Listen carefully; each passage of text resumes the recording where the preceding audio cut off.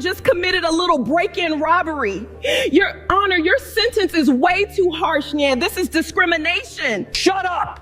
Your son committed a crime. He needs to face the consequences for what he did.